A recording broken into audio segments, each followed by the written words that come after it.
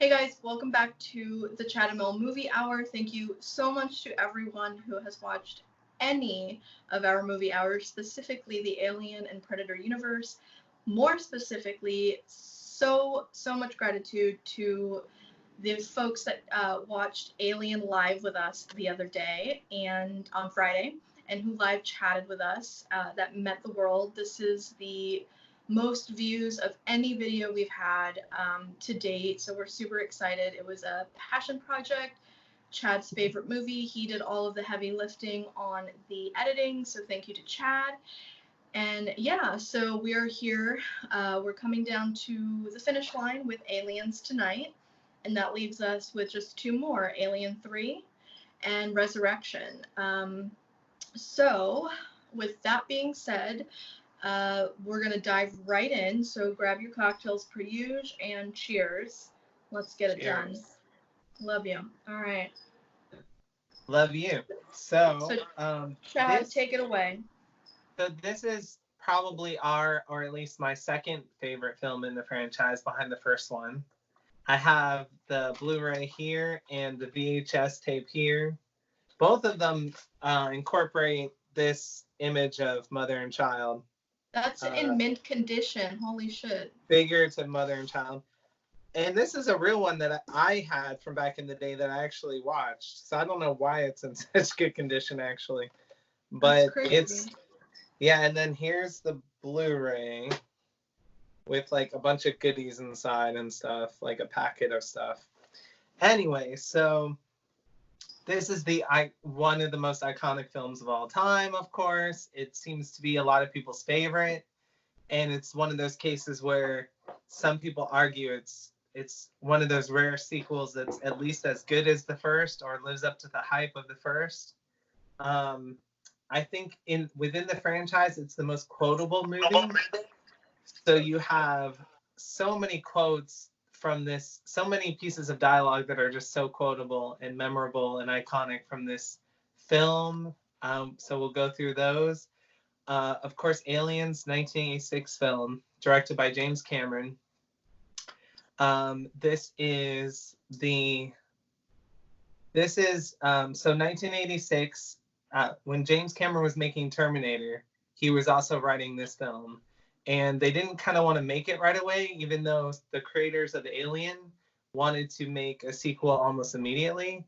The studios had all kinds of issues and blah, blah, blah. There was a lot of back and forth. And then the head of the studio changed from Fox Studio to someone else took over as head of studio. And eventually it was greenlit based on the success of the Terminator. So Cameron really had a lot to do with helping to get this made and was, a young up-and-coming director at the time. We'll talk a little bit about how there's a big tonal shift in the film from what I would say is more like suspense and terror and sci-fi horror in the first film to more like action thriller in Aliens. This film, like when I was a kid, meant so much to me. And like the power loader sequence where she's battling the queen, just the queen, everything about it was like a dream to like a kid, really. It was just like so exciting and over the top and amazing. We've talked a lot about the creators of this series, so I will say that the story is by James Cameron and also David Giler and Walter Hill from the first film, Aliens. So they are Alien, so they carry over. And the editor of this film is a guy named Ray Lovejoy, who did actually 2001: A Space Odyssey. Really? And The Shining. So the guy that edited The Shining and 2001: A Space Odyssey edited Aliens. That's pretty impressive, incredible fact. Talk about a resume. I know, right? And the cast, which we'll get into, we'll have a whole thing about the cast. What's really cool also about this film is that it was nominated for 7 Oscars. And it's one of the rare times that a female in a movie like this is nominated for Best Actress. So Sigourney Weaver was nominated for the Oscar for Best Actress. She totally 100% deserved that nomination, and I would say even deserved to win it. But of course she didn't, because it's sci-fi. It's very well known that sci-fi and horror films do not fare well at the Oscars. So, but come on, that performance was incredible.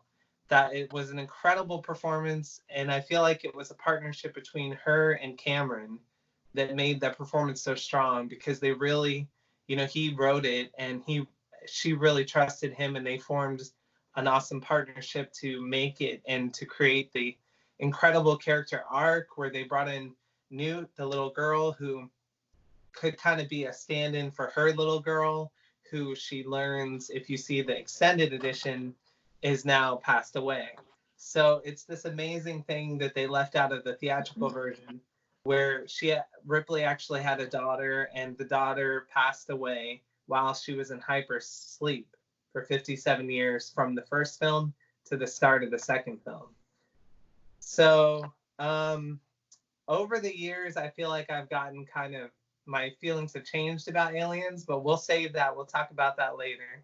I certainly do love it, and it has like a really special place in my heart. When I was a kid, it was probably my favorite movie. And I loved how like over the top it was. James Cameron designed the Queen alien, which I think is like a really fitting addition to the franchise. What else is there to say about the basics of this? James Horner did the score. The score is really well done.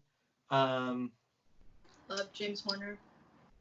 Yeah, so this film was produced by Gail Ann Hurd, who was married to James Cameron from 1985 to 1989. So during the creation and release of this film, they were married, and she was, on set with him. And what else is there to say about the basics of this? It's regarded as one of the best sequels of all time. Yeah, why don't you talk a little bit about your memories of the film from when you were younger? Yeah, so we talked in not only in the Alien video, but I think in maybe one or two of the others, going back to our first video in the series Predator, about like our memories of these from when we saw them as children, and us being 80s babies. We grew up when these movies were still coming out in the theater for the most part. The exception being for me, I did not see Alien in the theater when it came out, because it was before my time, but I've seen it in the theater since. But Aliens, I remember vividly seeing in the theater. And that is so amazing. And Alien 3, I have very, very, very vivid memories of, and we'll talk about that more next time. But outside of seeing this in the theater, this movie was just like part of my childhood, as was Terminator, as was Right. Predator and Predator 2, amongst many other action, sci-fi, horror classics. It was very Aliens. I think Aliens worked very specifically because of the same reason Alien worked. It kind of hit the zeitgeist at the right place in the right time. It was just like this lightning bolt that would never be able to, you can't strike it twice. And I think Aliens was very much a genre film, and very much a film of the 80s. You have Cameron fresh off of Terminator, which was a masterpiece. So obviously, and we'll get into the tone shift from Alien to Aliens, but regardless of what our opinions are on this shifting from like hardcore sci-fi to more action, this is, and I in my opinion, one of the greatest sequels in all of modern cinema. It works today. It's dated as fuck, but it still works. I was just gonna say that. It's funny you said that. Yep. It gives you exactly what you want. It's like scratching an itch. It's like, you know what Right. you're going to get, and you're going to get it so good and so perfect, and like it's so satisfying. But yeah, my memories of this movie, um like like these like still shots or freeze frames, if you will, like in my brain, include Sigourney holding. Let me take that from the top. One of my earliest memories is when we went to see this movie in the theater. They had the old school well, they're not old school, they still do it, but like the cardboard cutouts that are at the theater of the film. And it was Sigourney holding Newt in one hand with the gun in the other, and like flames in the background, and it was just like, holy shit, this is gonna be epic. And like that That's image awesome. is what comes to mind anytime somebody says aliens. I think of that cardboard cutout. I wonder if we The could find United that like on Artists, eBay. the United Artists movie theater that used to be the Florida Mall movie theater, the Florida Mall off of OBT in Orlando. Well before AMC was a thing. That's just a little tangent. But that, and the fact that Newt was in this movie, and she was relatively, if not the exact same age I was when the movie came out. So like that Right. was a thing. Like there was like this little girl who was our age, who you could totally just like empathize with, and You just could experience it cathartically through through her. her Yeah. eye. Yeah, it Yeah. was very easy to empathize and be her, and just like have your own action hero in the movie, like this other female heroine in the movie, Newt. And it just, yeah, it's there. The scene of her when they first discover her in her room, which is filled with like garbage, but also like lots of like toys and stuff, and like lots of vents. We have lots of vents in this movie, lots of lighting coming through fans and vents. So like Right. I think of that too. But yeah, Which that's kind of, you saw a lot after in all these other films. yeah, yeah, like we get it. But yeah, and Michael Biehn. Michael Biehn is delicious. Uh, Totally. we need another Michael Biehn renaissance. We had like a mini Michael Biehn renaissance when like Yes. Tarantino put him in like Planet Terror and whatever the hell. But like we need a full Michael Biehn renaissance. I think it's time. Yes. And Paxton, rewatching this movie in high school was like a big deal, because it was like a point in time to like make fun of the movie, like we would smoke weed or like whatever and just like make fun of it. And Bill Yeah. Paxton was such like a caricature of himself by that point, Totally. that's also like a huge memory for me, is just like watching Aliens with my Game friends. over, man. Yeah, Game Over Man is, that's it, right? Like that's the movie. So those are like the memories that are like, yeah, that are with me. And That's amazing. I love this movie because it is so much it offers so much nostalgia, but it also holds up now. Like you can watch it, like I said, and just get exactly what you want. Like it's very 80s. It's very of its time in a way that even Alien is not as much of its time. I think Alien kind of escapes the 70s and the 80s a little bit, whereas Alien is so it's like a level of excellence in the style of its time. So it's very rooted in that style of its time, which Cameron was pretty much helping to define. And it comes down to like the editing, the music, how everything's over the top, the dialogue, everything, just everything about it. So when you watch it, it feels so much more of its time. But it I don't know if dated is the right word, but it definitely feels of its time. Yeah.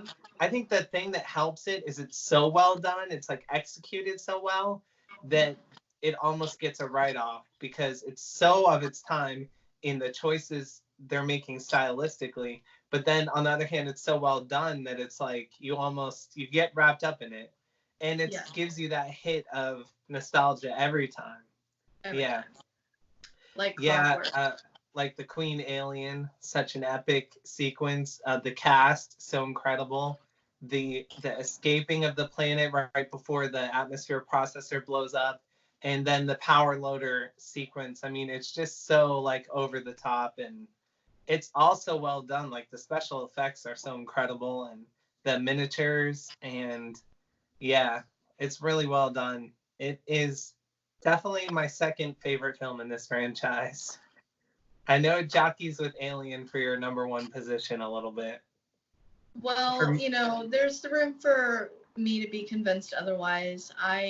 Having rewatched this again, I it's think impossible to choose. Right, as time goes on, I think Alien reveals itself more and more to be like a certifiable masterpiece, whereas Aliens is a masterpiece kind of in its own way, but it's not just like a universal masterpiece. It's very stylistic. It's always going to be boxed in a little bit by that, I feel.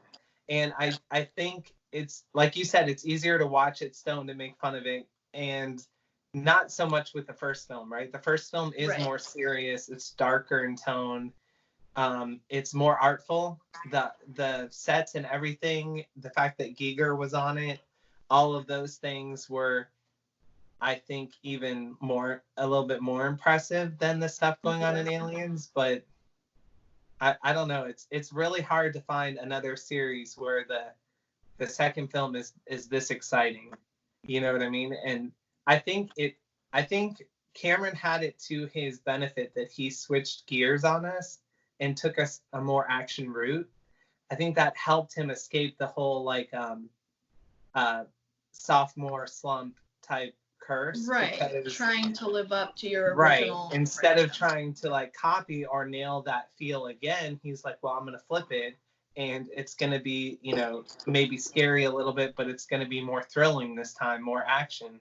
And I think that was genius of him because, it put him in his comfort zone.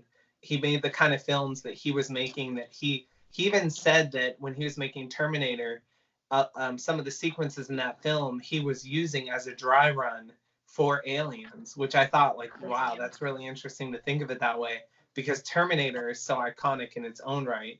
But in his mind, he was writing Aliens furiously while they were making Terminator, and was even thinking, okay, I'm learning from this and I'm going to apply it to Aliens. So that's interesting. And I think that he got the best out of Sigourney Weaver. I think she really liked him and respected him, and they formed a really close bond. And I think that helped to sort of really like help, like her character feels like it's the same woman from the first film, just taken and like grown even more and deepened. Yes. And I think like it's written very well, even though it's written by James Cameron. The writing of, when it's from a female perspective, it's really well done. It's not done in a totally haphazard way. And I don't know if, I think a lot of that is what Sigourney brings to it as well. Yeah. But definitely her character is like off the charts amazing in this film as well. And I think we see, it's even more layered.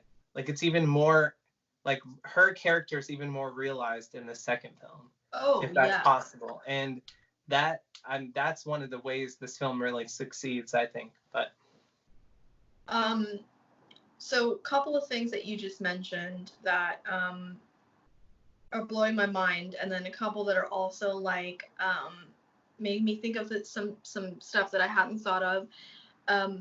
But before I get ahead of myself, the fact that Cameron is making Aliens on the heels of Terminator, and knowing that he's kind of test driving or beta testing, if you will, some of his maneuvers that would eventually be executed on Aliens in Terminator is really fascinating.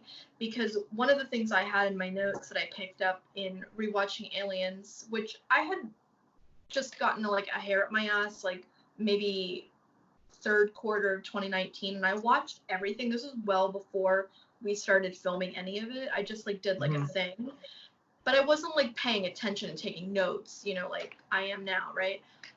And rewatching it today, I noticed so many details. Specifically, there were so many shots of lightning, And it was so, I was just like, oh, that's straight out of Terminator. Like, that's so Cameron. Like, Oh, lightning specifically, like, hitting the ground. Like, when you see a lot of it because in Aliens, when they return to LV-426, the planet, it's, you know, it's rainy, it's very stormy, and then you know, anytime you go outside, it's rainy and stormy.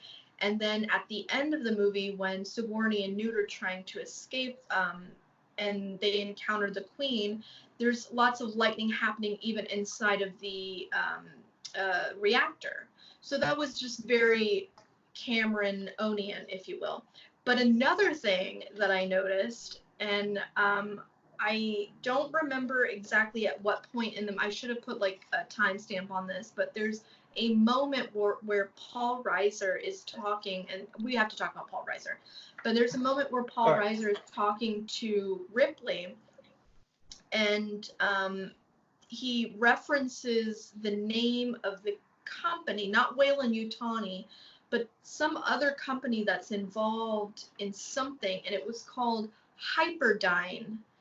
And Terminator is Cyberdyne. Like, I had never picked up on that, never heard it, my ear never Hyperdyne Systems. It's the exact same company, just changed one letter. I mean, like, give me a break. So I'll scratch that note off. But I wanted to also say, you know, we're getting a lot of stuff that's, like, very, in retrospect, like, classic Cameron. But the other thing that what you said about Sigourney having like a great working relationship with James Cameron calls to mind his working relationship with Linda Hamilton. Now that's has nothing to do with their personal relationship, which is fraught. As we know, they had a very difficult divorce. But James Cameron, I'm gonna give credit where credit is due. You know, he brought two of the greatest heroines in all of cinema to the screen. Linda Hamilton as Sarah Connor and Sigourney Weaver as Ellen Ripley. Like, not that they didn't bring what they brought, but I mean, I want to give him credit where credit is due, that my God, like, to accomplish that. And also Alien and Aliens passed the Bechdel test, which we talked about like a couple of videos ago, which is, you can Google it, but it's essentially a test that measures if a movie is not feminist, but where it has to pass like three basic criteria, where there's the main character's female or a woman, and she has no romantic entanglements, and the plot does not revolve around a man. And very few movies pass this test, and this is another one that does, which is just amazing to me. But on the heels of Alien, which did. So yeah. Both. I mean, I give more credit to the first film for that, but... Oh, absolutely. It set a precedent, but I think for James Cameron to give us Sarah Connor and take, to your point, Ellen Ripley, and not just make like some shitty facsimile of her, but like he did elevate and give the character a good writing and like a good enriching her character. So that's all for now. It is impressive. His writing is impressive. I mean, just to have written that film, but also to have written her character so competently is definitely impressive, for sure. I'm always impressed. I actually wrote one of my papers for the semester on this, not on Aliens, but on when a man is able to write a woman's point of view. It's very disarming, and it's beautiful and amazing, but it's just like this whole thing that has to almost be unpacked. But he does it amazingly, I think, in Aliens. Well, and we used to think of gender as just binary, and now so many more people are open to gender fluidity, which this is like a good example of it, where he could get in that headspace and honor it in a way. But shall we talk about cast? Sure. Yeah. You want me to lead that off? Steer the ship on cast. I mean, So I we know talked that... about Sigourney's character in this film. We're given Newt, who you touched on, who is a stowaway in the atmosphere processor facility on LV-426. Her parents, if you see the special edition of the film, her parents are seen in that film, in that They're one. colonists. Right, they're colonists. They both are killed. Everyone's killed by the aliens or immobilized and cocooned. Because between Alien and Alien, we know 57 years have passed, and much to Ripley's dismay, they have since colonized said planet. Right, and they said, well, we don't. When they finally rescued her, they said, we don't believe your story because we're colonizing that planet right now. And she's like, the fuck? And they're like, yeah, we are. And then, of course, they lose contact with it because the aliens, were there on the planet. But so Newt is small enough. Newt, played by Carrie Henn, is small enough where she can escape the aliens and get into spaces and hide from them and get away from them. So that's how she survives. Her brother and mother and father are killed.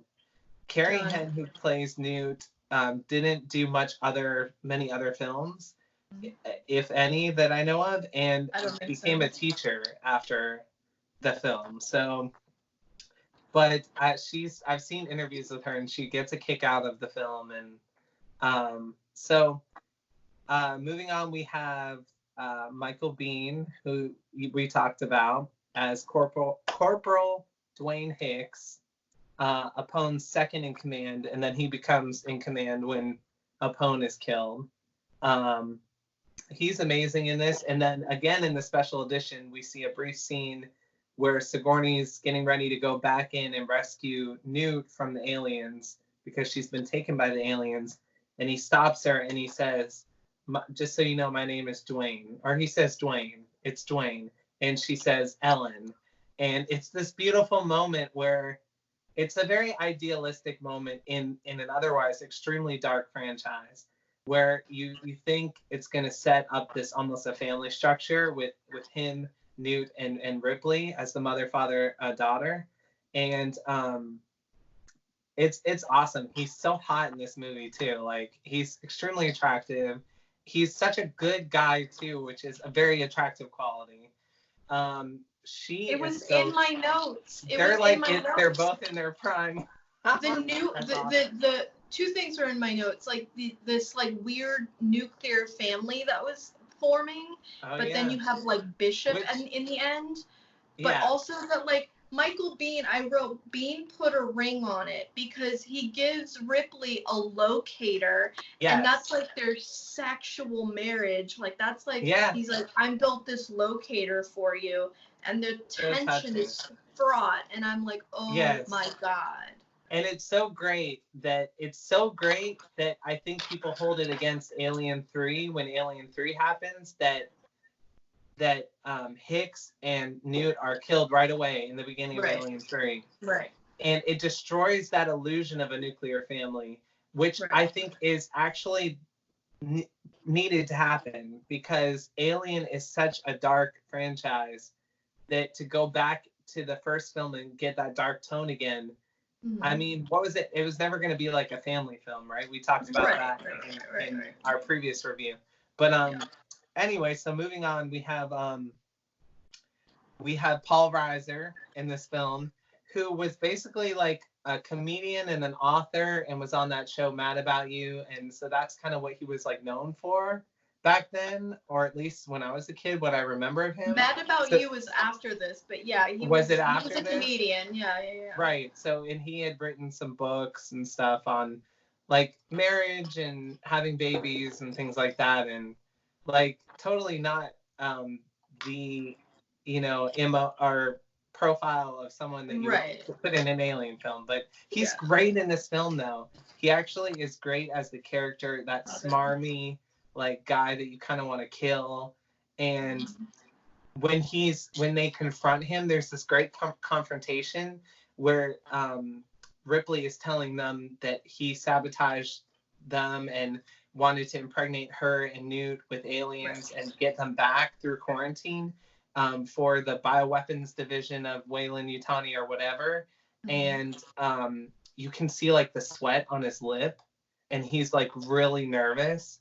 And I think he does a great job in this film. And then of course he's killed by an alien, which is perfect. But so if there's something, if there is anything wrong with Aliens so far, I just want to say that it would be that it's almost a little too optimistic and idealistic, because a lot of people survive in the end, and that's really different from the tone of the first film. So it was really Cameron putting his stamp on it and saying, no, I see it this way. Like, I want it to be this way. And there's nothing wrong with that, but it definitely is different than like the dread of the first or the third film. Especially the third film like doubles down on the dread, right? Yeah. Which I think is really cool. But so moving along, we have one of my favorite people ever who I met last summer, Lance Henriksen, who plays Bishop. Bishop is one of my favorite characters. Lance Henriksen, who also starred in the classic movie Pumpkinhead, is one of my favorite actors. He's incredible. Like, he's amazing as Bishop, of course. Communion. Oh my God. There's so many good androids. Great sci-fi. Right, and there's so many good androids in this series. You have the first film with Ash, played by Ian Holm. You have, David in Prometheus, who's one of the saving graces of the newer films. So androids are always such like a delightful addition to this film, on top of how cool the aliens already are.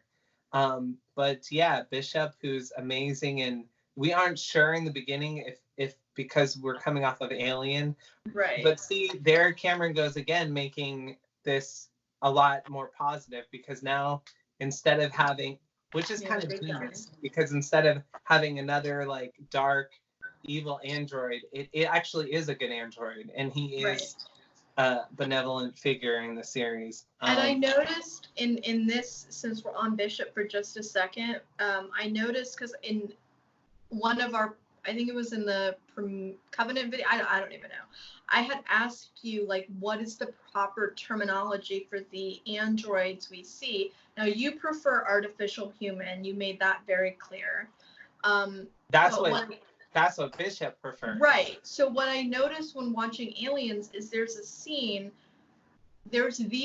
when Ripley first realizes that Bishop is an android when they're at the dinner table, and he's doing the knife moment, which is awesome, iconic. Okay. Yeah. But like, so he accidentally nicks himself, and the milky blood comes out, and she has her moment. She flips out. No. She's having none of it. And she's having none of it, and she says to Paul Reiser, she's like, you didn't tell me there was an android on board. And then Paul Reiser refers to him as a synthetic, and then Bishop says, I prefer the term artificial person myself. Yes. Love it. Yeah, that's an interesting thing. I think ultimately they are androids. I'll have to research the consistency a little bit more of that terminology. We need to refer to them in the pronouns that they prefer. So I'm going to go with artificial person. Yeah, I don't want to dead name an android. It's 2020 here. Sure. So let's move on to Bill Paxton as Private Hudson. Please. Rest in peace. I just came back from California before the coronavirus really took over, and now we're in the midst of it, and I've been quarantined for like a week now in my house. I've only been out like twice maybe, which I'm fine with. I'm loving it, because I love being indoors. Wait till it's been a month. Right. So before, like right after Corona broke, I went to California because I already had a trip planned, and the shit hadn't really hit the fan yet. And I got to see Bill Paxton's grave, and it was awesome just to be able to be there and pay respects to him, because he's an amazing actor. He's been killed by a Terminator, a Predator, and an alien in his filmography, which is staggering.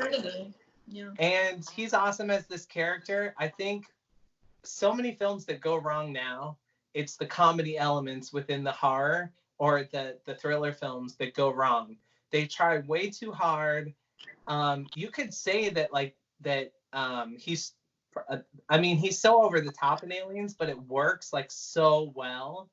And we should delve more into that about why you think, I'm curious, these older films kind of nail the balance of it or the characterization of it within the time that they're made, whereas it seems to be so much more objective now and subjective and fall apart easier now. Yeah. And it's always like, oh, the comedic relief is like a weak element now for so many stories, and even the newer Alien films. But anyway, why don't you talk about Bill Paxton for a little bit?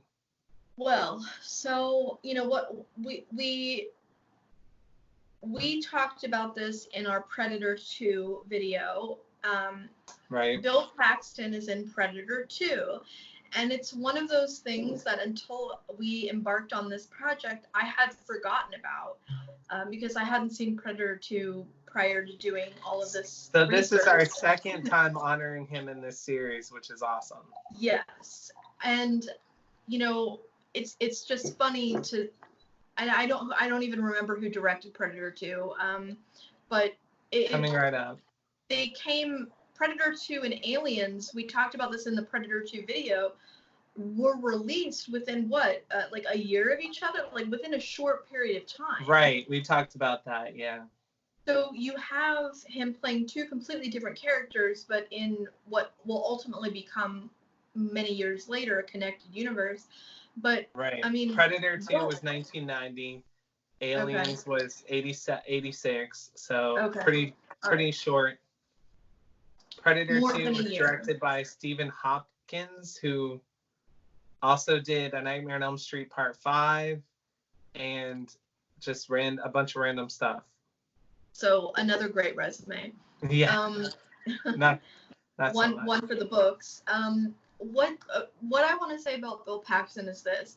Obviously, like I put in my notes, Bill Paxton equals or does not equal Nicolas Cage. And what I meant by that equation is Nicolas Cage is the anomaly, right? Like, you know, Community, the TV show, I don't know, Chad, if you ever watched Community or if the audience has, but one of the characters on that show, not to go down too deep of a rabbit hole, Abed is a cinephile and is slightly autistic, and he attends a class about Nicolas Cage entitled Nicolas Cage, you know, Genius or Worst Actor Ever.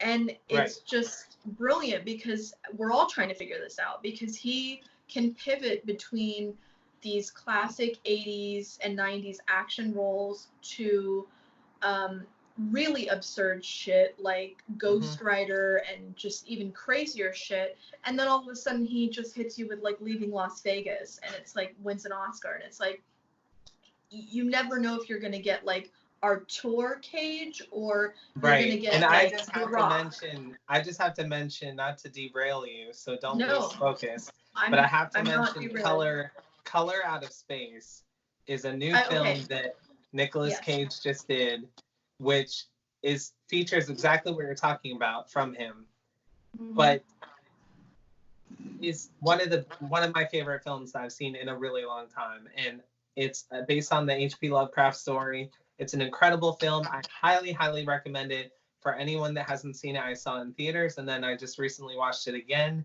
It's incredible. Nicolas Cage is insane in it, but I think it works. But continue. And I think, you know, I don't think any of us will ever know if Nicolas Cage is actually like a genius and he's playing stupid, or he's just crazy and happens to like get lucky sometimes. Either way, I'm good with it. It's a paradox. We'll never fucking figure it out. And I think Bill Paxton was a little bit of the same thing, dialed down a few notches, but like Bill Paxton gave us a lot of silly shit, even well beyond the 80s. And then all of a sudden you get Big Love on HBO. Now, if you haven't seen Big Love, I'm going to recommend you fix your life right I have now. not. When you're done watching us and you've subscribed and liked and commented and turned on the notification bell, you're going to go and watch Big Love on HBO, and you're going to watch Bill Paxton do the best acting of his career. And it's just so sad that he died like shortly after or during the airing of the final season of that. But And then you're gonna watch Color Out of Space. yes, it's on. Trust me, it's already on my watch list. Yes. But yeah, I'm talking to the audience, but yes. Bill Paxton is part of the '80s nostalgia zeitgeist. Like you can't. Oh, totally. You can't. It's. I mean, he's. Yeah, I'm just gonna name some films that he was in. Weird Science, Near Dark, of course. He was in Weird Science. Oh my god. Yes. Tombstone, True Lies, Apollo 13, of course. Twister, Titanic. Who was he in True Lies? It goes on and on and on. Yeah, he was. Of course, Apollo 13. Apollo 13. I'm trying to name the ones I have most respect for, but did an extensive resume. And there were some odd ones that I'll point out too. Oh wait, did you said Twister, right? Yes. Yeah, okay. Twister. There's one called Brain Dead from 1990, which is the same year as Predator 2, which if you haven't seen it, I would recommend that. It's like very interesting, good movie. That's just really out there. The Vagrant was like a really interesting one that he did. He did some like really just stranger films that were like smaller films. Yeah, I mean, he did a ton of work. Yeah, he was he was an awesome guy. Yeah. He was a gift. Yeah, I mean, I don't know what more I can say about him that hasn't already been said. He's part of my memories of this film and going back and rewatching it. And we can circle back to this when we get into the plot. But he is the answer to the question that you posited, which is why does force-feeding comedic relief into sci-fi or horror or thriller movies not work now when it did 20, 30 years ago? Maybe it took somebody like Bill Paxton to make it land, but he is that person in the movie that is delivering the comic relief without it being forced and without it being forced. He is the mechanism that delivers that in Aliens, and it works. I think it's also because he has so much like heart, and he's almost like just like this dumb kid, and he's just got like, and it's just lovable. He's lovable. Yeah, and it works instead of like somebody who and you talked about this in the Covenant video. Like instead of like Danny McBride, who is a comedian, being cast as the comic relief, you have somebody who really you don't know what they have to offer, and they just happen to be lovable and funny, and you just want to like wrap your arms around him, That might be hitting the nail on the head, because in all these original Alien films, the comedic relief were actors, not comedians. Like Harry Dean Stanton, who's so funny in Alien, was not a comedic actor per se. Also, he is the co-star in Big Love. Just sidebar. Oh, there you go. Yeah.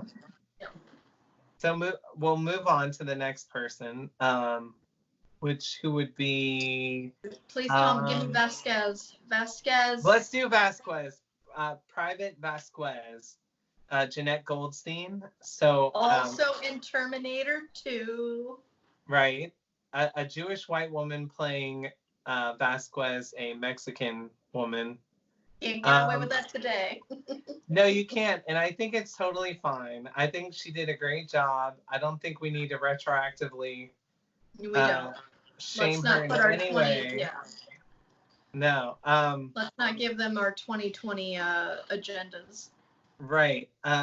Let's see. Listen to this. So due to the title of Aliens, she initially thought the film was about immigration and arrived to her audition for the part of a tough as nails space marine in a short skirt and high heels, it says.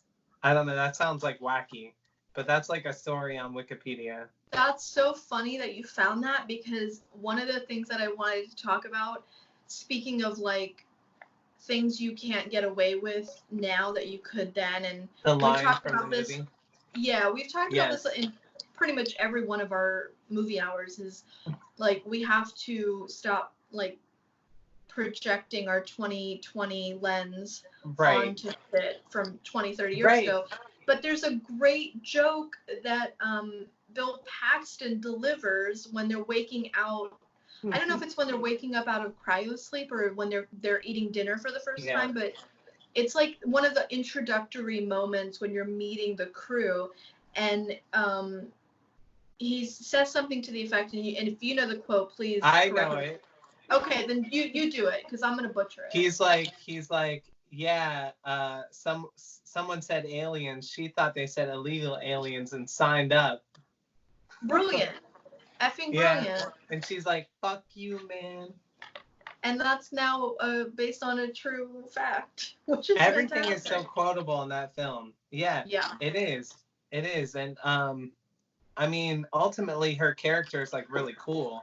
So I mean, she's portraying like a really awesome Hispanic portrayal, even though she's not Hispanic. And now you would say, you know, not enough Hispanics were getting film roles at the time. Right. But like we said, it was a different time. It was not to excuse that, but yeah. But also, like, Vasquez, speaking about memories of this movie, like, there are so many, not so many, there's two. There's Ripley and Vasquez. I mean, there's other women in the movie. There's the pilot and shit like that. But, like, Vasquez is, like, one of the most, to this day, if you were to ask me to list, like, cinema, like, badass heroine bitches, pass a Bechdel test, just, like... Right. And we can redeem her. We can redeem her with the other line that she has, which is... The guy says, hey, have you ever been mistaken for a man because she's so buff? And she says, like, no, have you? Have you? But she says that to Bill Paxton, too, right? No, it's a different guy. It's a different guy. I don't have his name, but it's a different guy. But her kind of bromance with and maybe he's next up on the cast list. The gentleman, I think. No, not Gorman. The blonde guy. Right.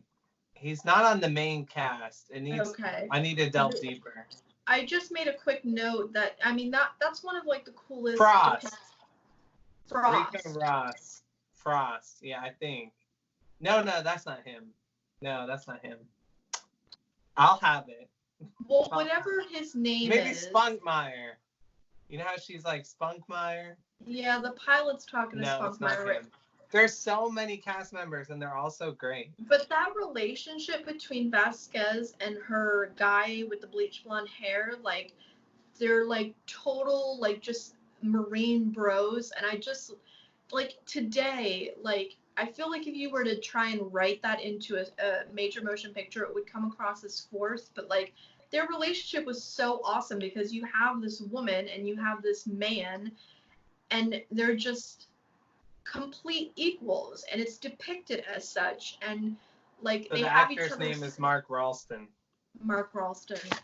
He's been in a lot of other stuff, but he's Lethal never been Weapon 2, Shawshank Redemption. He was in Shawshank. He was one of the gentlemen that like to take people to the bathroom and do bad things. And he plays Drake in Aliens, which how can I forget that character's name? Yeah, Drake. Okay. There's too many people to keep track of in this film. All right, but yeah, I have to say, like, Vasquez is like, if I ever have a kid, which is unlikely at this point in time, like, if I had a daughter or a son, but specifically a daughter, like, I would sit her down as early as she could, like, focus her looking balls and make her watch Aliens and, like, let Vasquez be a heroine to her, because that's what she was to me growing up. Right. It's interesting because Sigourney is more feminine than Vasquez, Yeah. Vasquez is more of like she's just like a tougher female character. Yeah. But she's not. I don't think she's really like a like manly or caricature. I do think she No. is just like a really tough female character, which you Yeah. don't see a lot of. Right. And yeah, she's awesome. She's totally awesome. Anybody else in the cast that we need to Um, cover? for the main people, we'll say like you have Al Matthews as Sergeant Apone. I mean, now you're getting more into the smaller roles. Who's the sergeant? That's Sergeant is Apone. The black guy is Apone. Yes. Yeah. He's the brilliant. guy with the cigar. Yeah, he's brilliant. Yeah, and you he's want like, to talk he's about like, look into my eye. Yeah, you want to talk and he's about like, age, he's like assholes and elbows. Assholes so and elbows. fucking They could have quotable. snatched him out of Predator or Predator 2. Like honestly. Oh, like, he was in Predator, I think. Yeah. Let me fact check that. Yeah, but I think he was, right? We were talking about that in Predator. All right. I'm halfway through my notes. Where are you? Where do you want to go next? No, it's not like anybody doesn't know the plot to this movie. Where do you want to go? Well, let's talk about the toys, because Kenner released all these toys in the 90s for this film, and I had all of them. I still have two giant like tubs, plastic containers, like this tall by like this wide. I have two that are completely full of just these early Kenner 90s aliens toys that are worth like nothing now.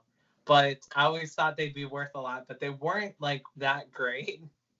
But as a kid, I thought they were amazing. And anyway, some highlights from those would be like they made like the power loader that kind of worked in a way. And they made Ripley. They made a lot of the cast from this film. They made a queen alien with like a hive where she could like slime people that you would put under it. And all of that is like such a big part of my childhood. I don't remember that. That would have been awesome. Oh. I will have to share the commercial for it. All the commercials you can find online, but they were incredible. And I just would always play with these figures when I was a kid and have like battles with my neighbor who also would collect them. Yeah. So he and I would always make like little movies with our action figures and everything, like make little alien movies and good times. But so that was like a big part of my childhood, just those toys and just letting your imagination run wild with like all this cool stuff. But so let's talk about like how my feelings changed from a kid to now on these films. Please. So when I was a kid, like aliens could do no wrong. Like it could do no wrong. Now it can do a little wrong because A, we talked about how it hasn't aged as well. But B, Cameron, it's like the James Cameron show in a lot of ways.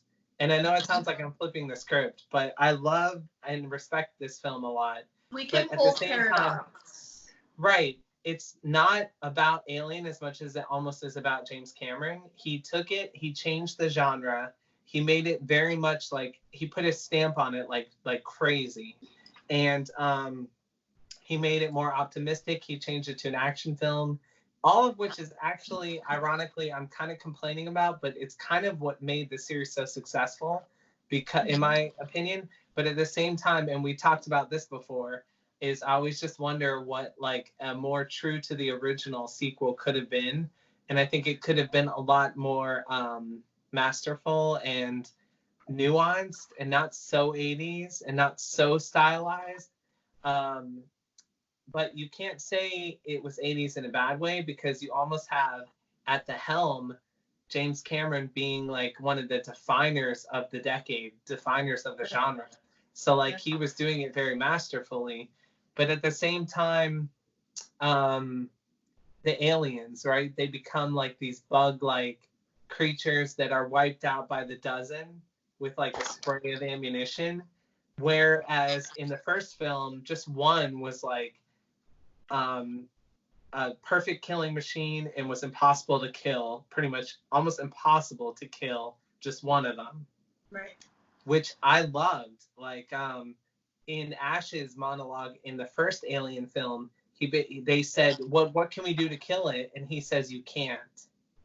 So perfect organism. Right, he says you can't kill it, and they pause, like there's a beat of dread where it's like, what do you mean we can't kill it? And it's an android telling it to you at his most vulnerable, where you know he's letting The you truth. have the straight truth. Yeah. Right. So Aliens is not true to that moment in the first film at all. And that is kind of a betrayal of the first film. And also, you know, Giger was not included in Aliens, which is really sad to me because of what could have been. But what we ended up with was great in its own way. And it was so 80s and was such like an action film. And you would have never gotten that if Giger was involved. It would have been, or if, you know, Ridley Scott was back and the original crew was back from the first film. So I think to be successful, it had to change with the times, and what happened had to happen. And by the end of Aliens, the franchise was stronger than ever. In which case, it could almost only go down with Alien 3, which we'll discuss when we get to Alien 3.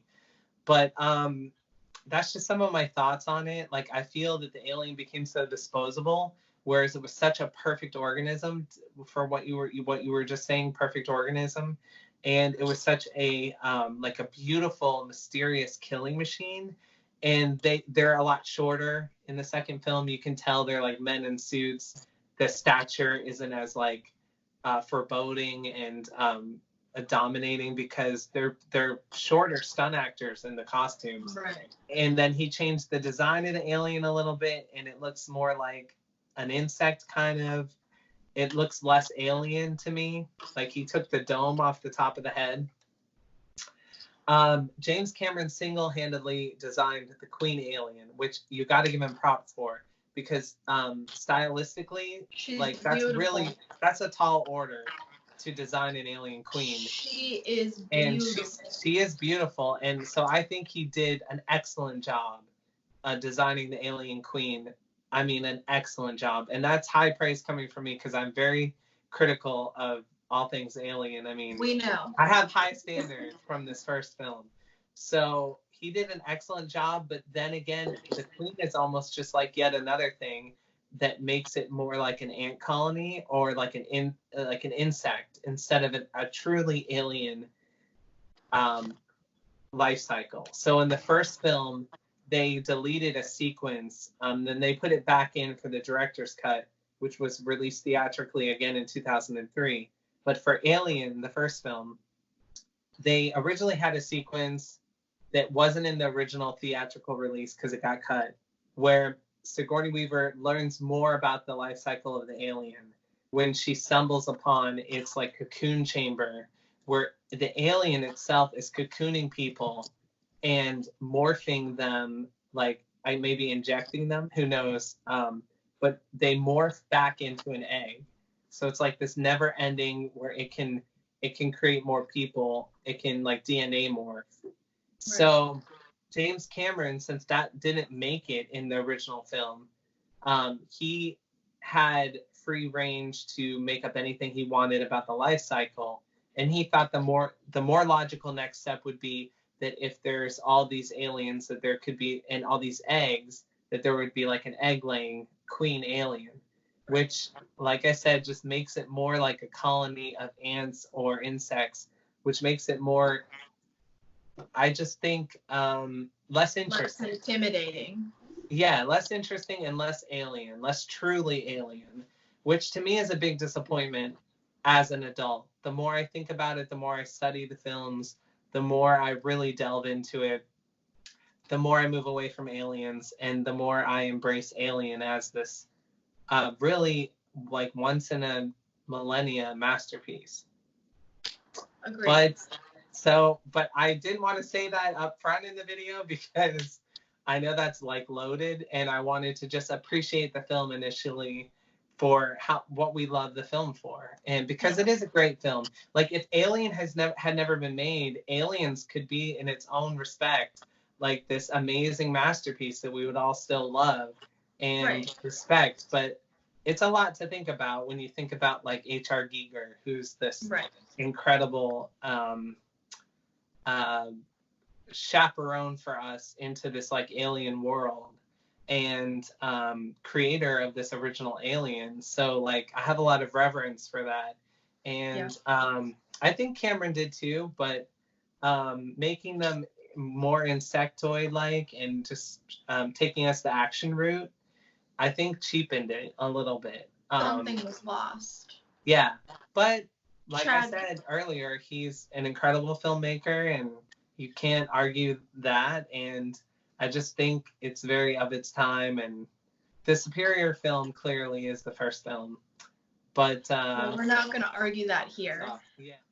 Well, you were talking about the alien life cycle, or not the life cycle, but it being like bugs, and that was part of my notes too. So do you want to finish your thought and then I'll comment? Or I'm done with that thought, so I want to hear what you think.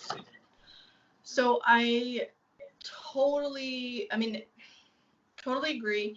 It's very obvious in this film, and even Bill Paxton's character, it's not Hicks, it's another H word, because he even makes a joke about it in the movie. Hudson, sir, not Hicks. He's Hicks. Yeah, Hudson, I know all the dialogue. Crazy. Hudson even says it when Bishop, Hudson, Ripley, and Hicks are like together after everybody kind of dies in that initial like bloodbath. Like the dumb guy is the first to be like, oh, it operates like a hive. Right. And that's exactly what it is. It's like a beehive. And he said, like, the queen, she's badass, man. She's, like, big, meaning, like, an ant. Right. And then Vasquez, like, corrects him, and it's like, ants don't have hives, bees do. But the queen... She says these things aren't ants. Is that what she says? These things aren't ants? Yep. The fact that James Cameron designed the queen is beyond impressive to me, because even though it's a departure from something, Giger, like canon Giger, it's still amazing. And I think audiences fell in love with this because it took things to another level, for better or worse. But it's beautiful, and I have notes that I want to get into on like the close-up of it. But the fact that even earlier in the film, when the Marines are getting debriefed, Hudson asks something to the effect of like, is this a da-da-da-da, or is this another bug hunt? So clearly we know that they've like encountered other non-human life forms, but it just speaks to the fact that like we're getting like this theme of bugs in this movie. And even when they're in like the Giger-esque tunnels where like the nests, because we have nests now, and like very well done. So like they're going in and like you see everything's like cocooned, and like the whole thing is bug like, it's hive like. We realize at the end of the movie that there is a queen bee, literally, who lays eggs. It's smacks of lack of imagination to me. The bug thing lacks imagination? Yeah, because it's like Cameron, he executed everything so well, but that one area is like unimaginative, right? To just liken them to bugs. But then how would you have made it action? How would you have kept it like an action-esque movie without something? I wouldn't have made an action movie. I would have kept the tone of the original. We know. But like there's shots of take this to third.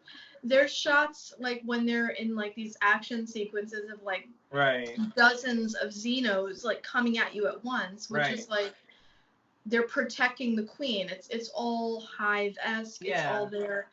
I'm not mad at it. I guess it isn't very imaginative if you're comparing it to the original, but I just think it's less imaginative than to really make them like truly bizarre, mysterious, Yeah, unkillable. But it definitely Because works for the whole we're action killing them motif. off like we're killing them off like fumigators, like it left and right and center. Yeah. No, But that I makes agree. them less scary, right? Because if Absolutely. something is, what's so scary about the original is you were trapped in there and you knew you could like maybe outsmart it, maybe like outrun it or avoid it by luck, but like you couldn't really hardly kill it. Right. I mean, that's so much scarier than just a bunch of disposable insects. But this is he somewhat reinvented it, so you have to look at it that way. And this is the first movie that where they name it in the movie. One of the Marines calls it a xenomorph when they're doing the debriefing. Right. So in Alien, it was only ever referred to as like an alien. Right. Okay. Or on the set by Ridley Scott as Big Chap. But in Aliens, they now say xenomorph. And during that debriefing scene, which for now they're always going to be known as xenomorphs after that because of that. Yeah. And what would you like? Is there an alternative like name? Like I mean, Big Chap, it's like an insider term. Like I just thought it was exciting in the original when we didn't know what it was and we just said it was an alien. Like I just found that more exciting. But xenomorph, yeah, that's what it is now. And we know that the colonists on LV-426 were researching it because they had captured some facehuggers. Right. And so we knew that how had they not reported that back? But they all of a sudden we just lost power with them was the story, which you can't trust the company. But the story of the company through Burke, Paul Reiser, to Sigourney Weaver, Ripley, was, oh, we just lost power with the colony. Right. We want to send you in there. We want to investigate it. But meanwhile, they had already been researching them for like months. And yeah, something doesn't quite add up there. Maybe. I don't know. I was reminded when I was watching it today, rewatching it today, of how much Abyss actually took from Aliens too. Right. Even some of the same actors, but this idea of like the loss of communication. Did you watch the special edition? I did, yeah. So I got like, Newt's parents getting killed and the whole thing. But like, the umbilicus that you get in Abyss that tethers the deep sea rig to the ship above, the loss of communicate, like just this, there's just Cameron, you can tell is like repeating himself, not in a bad way. Well, like he has like tropes. These are masterpieces, but but one of the things that I wanted to say just very quickly before I forget is there are things that are in Aliens that are like that are deeply rooted in my psyche as being actually scary. A, because I saw it when I was really young, and B, because it's nostalgic and it stood with me. But like one of those things is when they first go into like the nest area and they see one of the humans from the colony that's cocooned and is still somewhat alive, and she's like, kill me.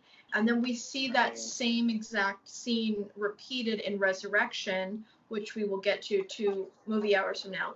But that scene when they see that woman cocooned and she's still alive and is cognizant enough to know that she wants to die. Yes. What is that? Where did you get that? What is that? This is concept art drawn by James Cameron that they included in the collector's set. The Blu-ray? Yes. That is one of the scariest things to me is anytime somebody is just like, kill me. And perfect example. Oh my God, was that Hudson? You're gonna make me cry. I think that was Hicks. Or Hicks? Just a random Marine. You're gonna make me horny. There's the aforementioned nest wall. Nest, yeah. So Yeah. I wanted, this just occurred to me, that same thing happens in Terminator 2 with Joe Morton when he's going to detonate the bomb to let Schwarzenegger, Sarah, and John Connor escape. You know, like that same moment of like he's... It's like a deck of cards that a director likes to play. Yeah. And it doesn't mean, I don't think that means that they're unimaginative, but it means it's like a signature. Yeah. Yeah. It's like a signature of interests that a director can stamp on his work. And when someone has a body of work and you can really say, hey, that speaks of that director or that artist, all of their work is recognizable as coming from that person, then Right. I think that's like a really cool thing. Agreed. Yeah. I just have a couple more points, but anything you want to say that's jumping out? Not really. I know I have more to say, but I'll scroll through Wikipedia. I want to hear more of your thoughts too. Well, I found there was a moment when Bishop is in the lab in like maybe slightly before the halfway mark of the movie, and he's dissecting one of the face huggers. Right. And one of the Marines comes in and asks him just some like arbitrary like how's it going or what's going on type of question. And there's this moment where Bishop looks at the character, i.e. the camera, and there's like this really pregnant pause where you don't know yet if Bishop is good or bad, because to your he's point, so seduced. Right, we just came off of Ash, right, which was he had his agenda. And in this movie, Paul Reiser is serving the purpose of that agenda, which is we want to save the Xenomorph for weaponization purposes. Right. So we don't know what Bishop's deal is yet, but there's like this pregnant pause where he just like looks at the camera and there's like a literal 3-second pause before he responds, and he's like, you know, everything's okie dokie. He's like in the zone of appreciating the creature in the same way that Ash appreciated the creature, but Bishop isn't allowed to like cross over to the evil side because he has so many built-in fail-safes to protect humans. Right. Whereas Ash didn't have that and was intended to maybe hurt humans if he needed to. But both of them are equally like entranced by the alien life form. Oh, absolutely. I mean, who the hell wouldn't be? So the humans don't seem to be. Well, because we can't look at it objectively. We either have to weaponize it, demonize it, or like we're seduced by it. Like we can't look at it objectively, and that's our undoing. I just want to say that in the first film, it was Weyland Yutani. Weyland with no D at the end. Why did they bring in the D? Tell our audience why they brought the D in. Well, who knows, but Cameron changed it after the first film to Weyland with a D at the end. Right. I don't know if it's going to be reversed, but anyway, no, Weyland yeah. with a D. I don't think it was a mistake because. But that's most audiences recognize the D, if you will. Yeah, and most merchandise has the D. This is a rare case of a T-shirt not having the D because this is an exact replica of the beer label from the first film that was on the ship, the Nostromo. But in the second film, going on throughout the whole rest of the series, which is basically every other film that was made other than the first film, has the Weyland with a D at the end. I think it was just phonetically that maybe Cameron liked it more, or it just sounded better, or it just made more sense somehow. Or maybe it was like some weird oversight. Who knows? But like the D appeared. I mean, I don't think the company would add a D to their name. So like to me that's egregious. It is egregious. It's epic egregious. Fucking egregious. I don't even know how we tolerate it. I don't. I just don't. You do. We know. So I want to just touch on calm down. I want to talk about the Queen for a second, and I want to talk about. Listen, don't come for me just yet, okay? I'm not even a feminist major. I just happen to like have some thoughts. Go for it. Okay. The scene in where I don't remember the female pilot's name, but she's trying to get in touch with Funkmeyer, which can we just talk about that name first? She's like, Funkmeyer, come in. No, anyways, that's Spunkmeyer. Oh, Spunkmeyer, even worse. Mm-hmm. Jesus Christ. Spunkmeyer. It's like, yeah. All right. So when she's trying to connect with Spunkmeyer, who is on planet, she's hovering off planet to shuttle them back to the mothership. I think that was Cynthia Dale Scott as Corporal Dietrich. Blessings to Corporal Dietrich. Maybe. Yeah. That shot, though, is the first time we see a full frontal, if you will, of a Xeno and aliens. No, that's not her either. I'm lying. Sorry. Go ahead. Finish. No, but that shot is very reminiscent of the shot you get when in Alien really, Melissa, help me out. Who's Daddy from Alien and Steel Magnolias and Contact? Why can't I think of his name? Help me. I feel very upset with myself. I'm sorry. I was in the zone of finding out who the pilot is, which I found out. The guy, the main guy from Alien. In Aliens. Steel Magnolia and Contact. No, from Alien that goes into the shaft. Oh. Why can't I think of the actor's name? Tom Skerritt? Skerritt. Okay, we're gonna edit that out. The pilot, I totally knew Tom Skerritt's name. The female pilot from Aliens, who we're discussing, is Colette Hiller.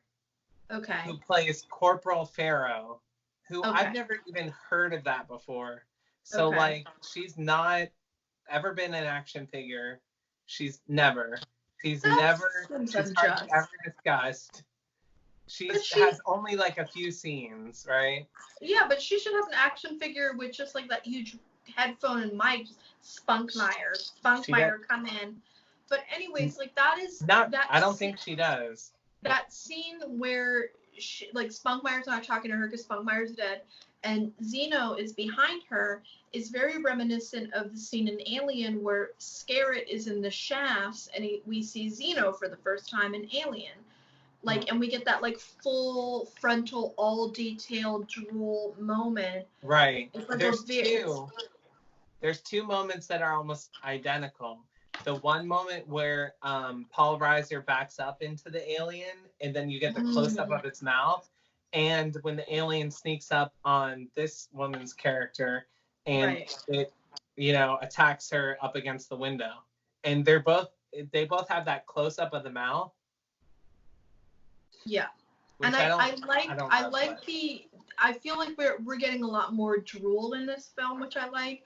But going back to James Cameron having designed the Queen, when you finally get to see the Queen at the end of the movie, the tendon that connects the big mouth, not the little mouth, big mouth, the upper jaw, the lower jaw of the big mouth is very it's transparent, and the teeth are transparent. Yes. I love this. It's very, very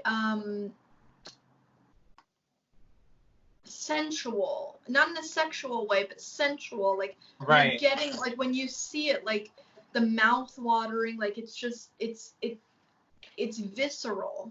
Yes, I love it. It's very visceral. And so it's so amazing because when I was a kid, I would take pictures of the TV screen, like to try to like get stills of the Queen and get the close up of the mouth and everything. And I would take pictures of it and I would pause it like crazy. And I would watch like her sequences in slow motion. So it went frame by frame by frame, because that's the only way you could really see her extremely well, because the lightning would flash. And for that frame, she would be like lit really, really well. and it would Right. still look like extremely good. The special effect would not like dissolve under really good lighting. Like it still Right. held up. Yeah. So I have vivid memories of taking pictures of the CRT monitor, like the old school TVs, the square ones, like taking pictures of it with the VHS playing, and With also the like tracking. pausing it. Yeah. Mm-hmm. Do we know, is the Queen and are the Xenos and aliens, are they all practical effects? Like, is there any VFX involved in the No, Queen at all? it's 100% practical the whole film. There are like matte paintings, but those are still considered practical. The backgrounds, Yeah, absolutely zero digital. The first Alien film ever to feature digital work was Alien 3, and it's literally only a split-second shot. People think Alien 3 had like a lot of CG in it because there's this weird puppet that they used. We'll get into it in Alien 3. But no, there's no CG in Aliens at all. 86, crazy. Baby. All right, so last thing I want to mention. Well, two last things I want to mention. Can I just say, am I going to throw you off? I'll just, to what you were just saying, there was like a full-size Queen. This thing was like the Queen was supposed to be like 18 or 20 feet tall or something crazy like that. So she was like huge, like a T-Rex or something.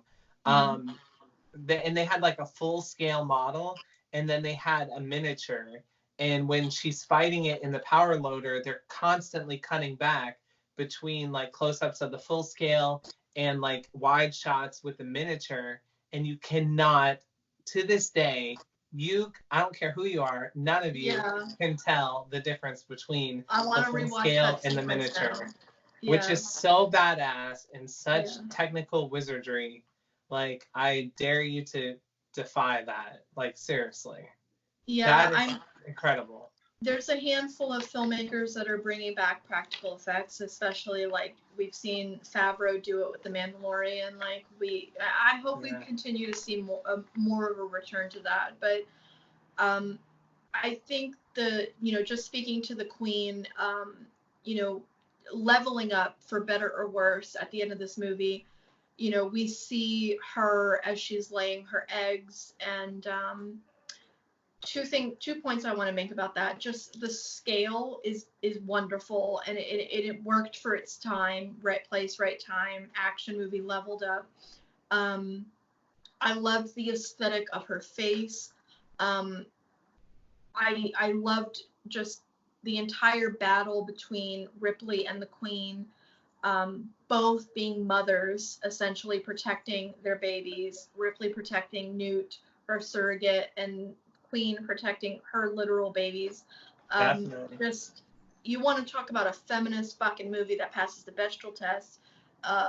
Aliens. But just, and it does it in a male genre, which is so. And it does it in a male genre, and it works to this day, and it will work 50 years from now. We're all dead from coronavirus. Like, whoever inherits the earth will be watching Aliens and be like, this still works. Like, this still lands. You might have to deal with some tracking, and you be respectful, rewind your VHSs before returning them to the store. But the mothering theme in this movie is very, very what am I looking at? Oh, yeah. That's when she's fighting it. Yeah, that's the face-to-face. Yeah. The mother to mother. Yeah. The mothering here, okay, to your earlier question. The layering question, of the mother motif, yes. Your earlier question about, like, why is it that comedic relief worked back then and feels forced now? I think the same answer applies to a different question. Like, why and how does insanely feminist moment and theme and through line work throughout this movie? And it's not forced, and it's not like there's no agenda, there's no like hashtag behind it, but but it's right. deeply, and even male audiences didn't blink at it in that way. They didn't feel that they were being force-fed heavy-handed anything. Yeah. But you have two women battling to the death, and like these themes of womb, like all of and then you have enough machismo and Marines and Michael Beans and Hudsons to balance it out. But I think the same answer applies to both questions. I think it was just a moment where like lightning struck the right place at the right time, because we look at, we discussed this in a little bit in Covenant and Prometheus, like they're force feeding us a leading female role. They're force feeding us the women. Right. The woman can be the hero. It's a carbon copy, and it's a like, what do you call it when things are generations removed? Like if you copy a copy of a copy, it's the quality keeps going down and down. Right. So right. It's many generations removed, and it's just, it loses its power in that. You have to either reinvent it, give it new purpose, or do something new with it, give it new motivation. You can't just reinstate it, otherwise it loses its power, because then it's just a copy. Yeah. So the other thing I wanted to say is, please correct me if I'm wrong, because I watched the special edition. Mm-hmm. I don't remember if this shot is in the special edition and in the theatrical version, but about a quarter of the way through the special edition, they do like this, there's a shot, and it's a matte painting shot of the engineer ship that we first see in Alien, and that of course we discussed ad nauseum with Prometheus and Covenant. I don't know if it was in the theatrical version. I'm guessing not. No, it was not. But they show it as like an overhead kind of aerial shot, like when they're scanning the ship or something. Approaching it. But Newt and her parents are approaching it.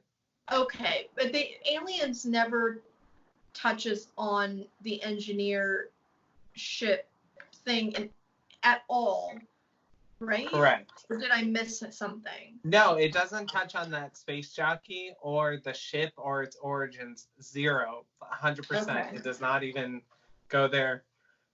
Not even a little bit. And we'll get to this, but I don't think Alien 3 does, and Resurrection certainly doesn't. So really, we go from an Alien, as far as the engineer and the space jockey, to Prometheus and Covenant. Right. Well, the space jockey was always the untapped potential for Ridley, I think, where he's always like, well, that's where the story should have gone after the first film. So it's almost like a rewriting of the course of, you know what I mean? Yeah.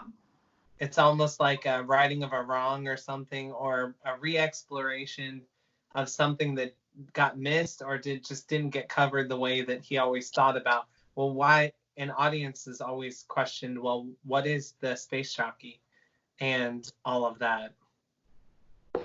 Well, I think that as much as we have taken issue with and will continue to take issue with the departures that the franchise has taken, whether it's between Aliens and Alien, or between Alien 3 and Alien, what came before, all the way up to the major departures with Prometheus and Covenant, I think at the end of the day, like, it's a strength rather than a weakness, as much as we might disagree with tone and theme, and like we have an itch that's not getting scratched. Like, it speaks to the longevity of the franchise, is that we've had so many different hand cooks in the kitchen. Like, Cameron was 180-degree shift from Ridley, and then, oh my God, Fincher to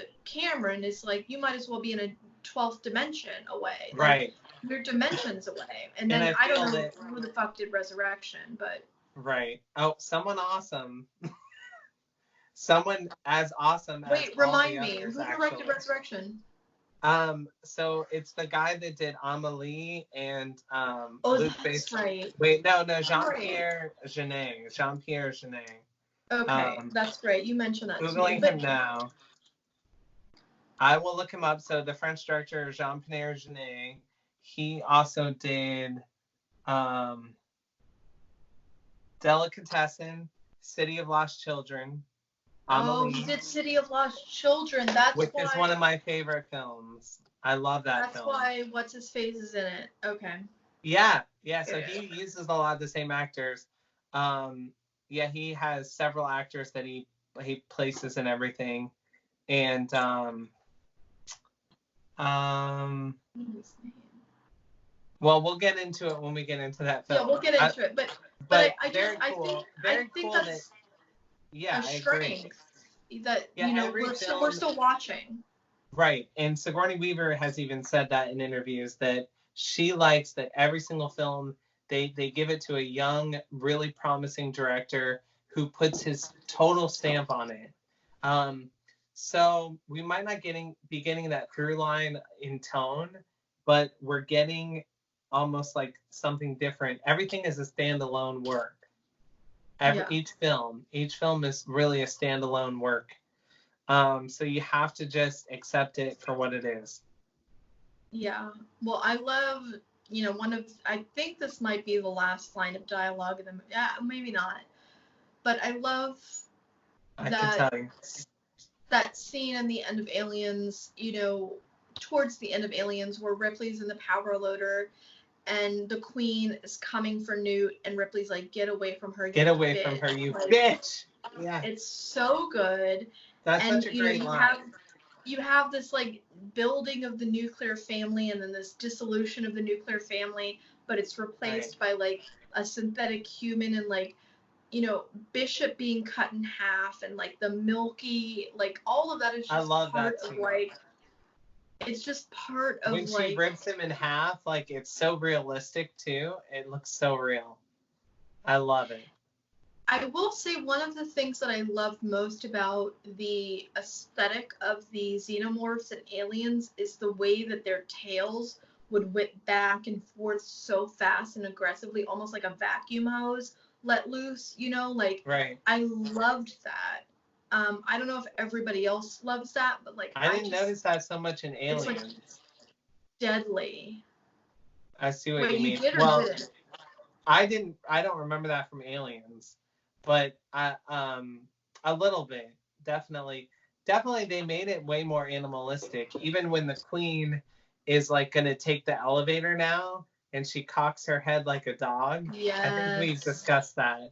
So Yeah. there's a lot of like taking from the animal kingdom and applying it to them as if they're wolves or bugs or whatever. But I do like But as much as the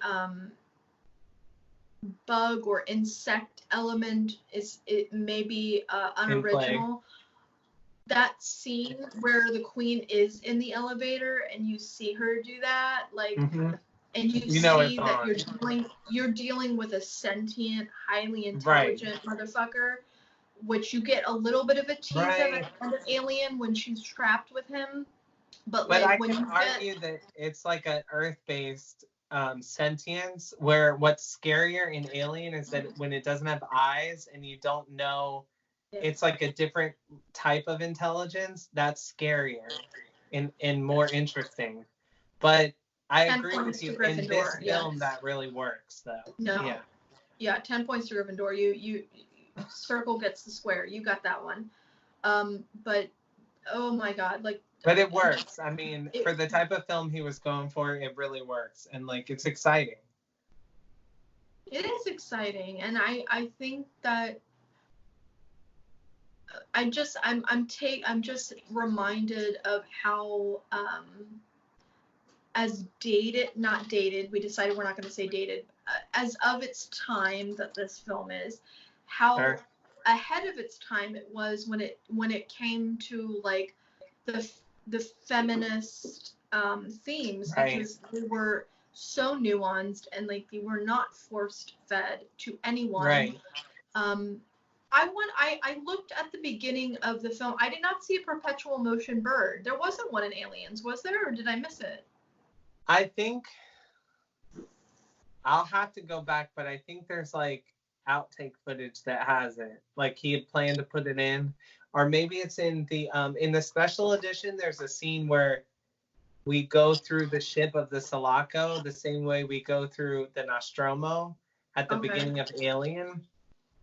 And that was taken out for the theatrical version, but in the special edition, they put it back in. It might be in that shot, or I don't know. I'd have to go back. I didn't see it in the special edition, to my knowledge. It might not be in there.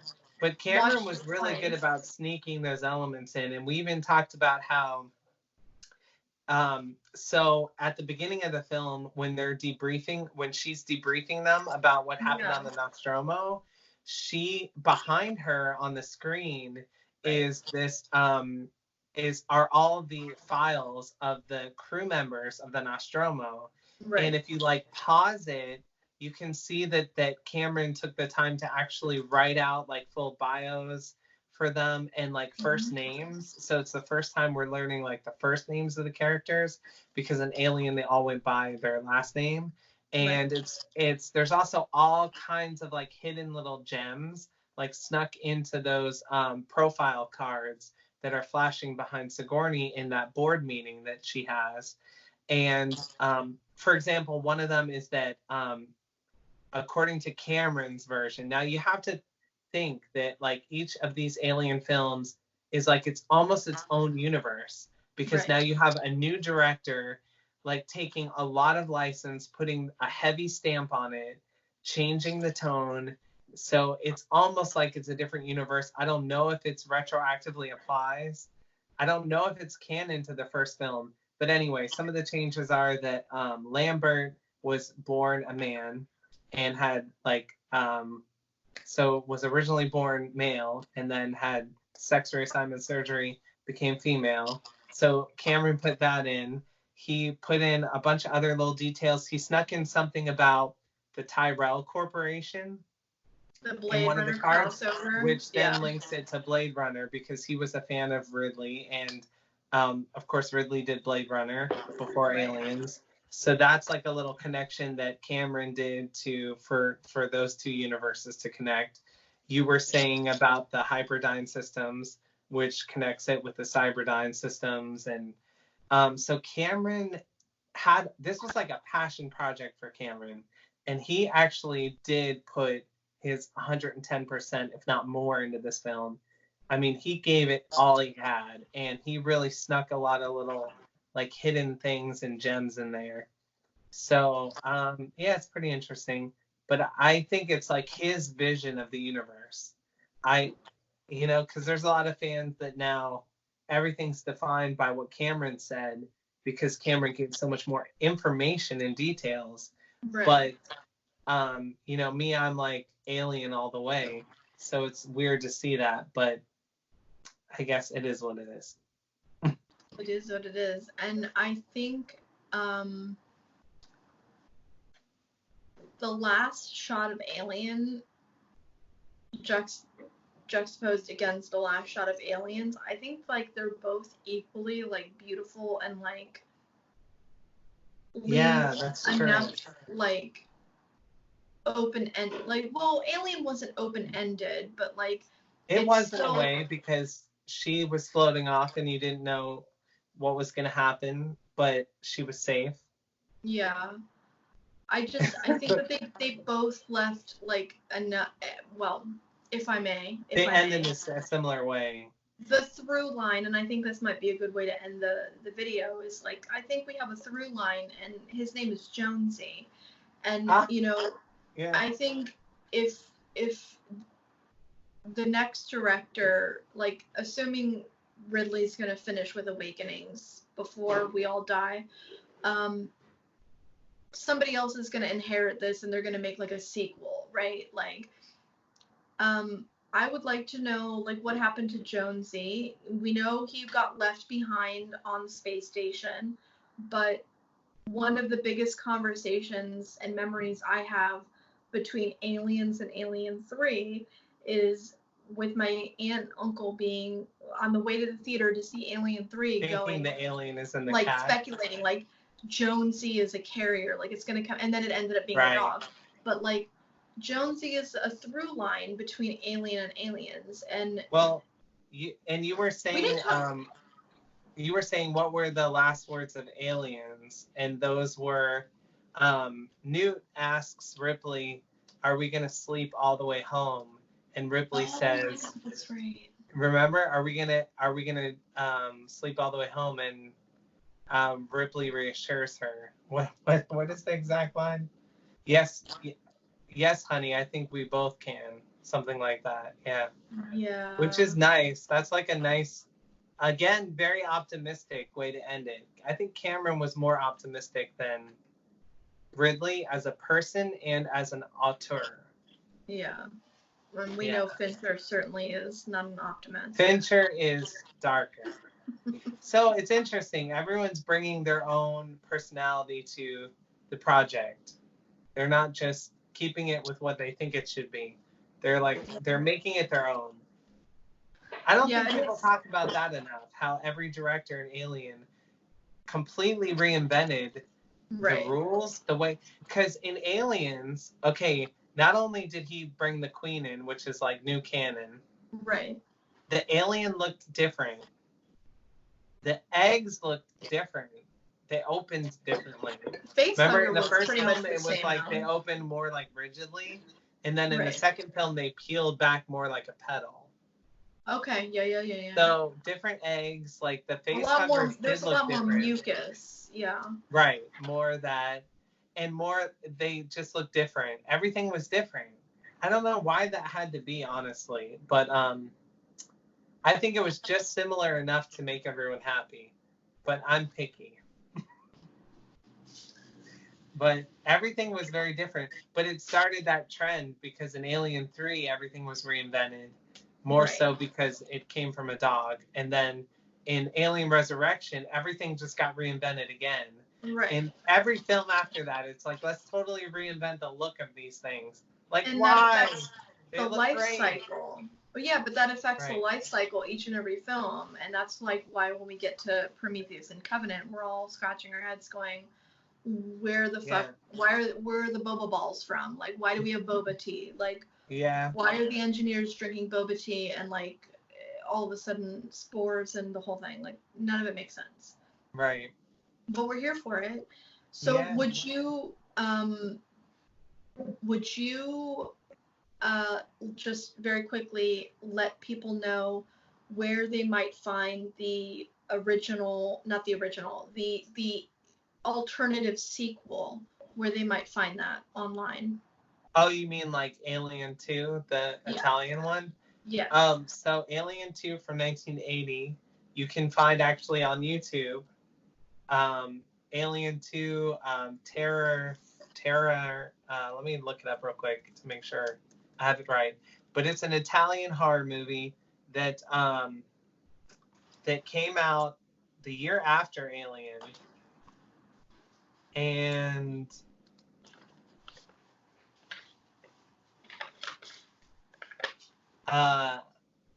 Alien 2 on Earth, also known as Alien 2 Sulla Terra, which is the Italian title.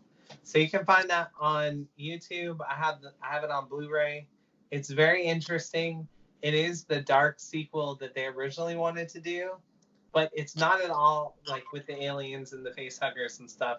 It's its own thing. It's like a bait and switch. Like, here's the title to get people in, and then we're just gonna do whatever the hell. But it's still fun to watch, I think. So on point with our theme of a new director doing his own thing. Yeah, but even more so, exactly. We haven't had any female directors of anything, have we? That's a good point. No.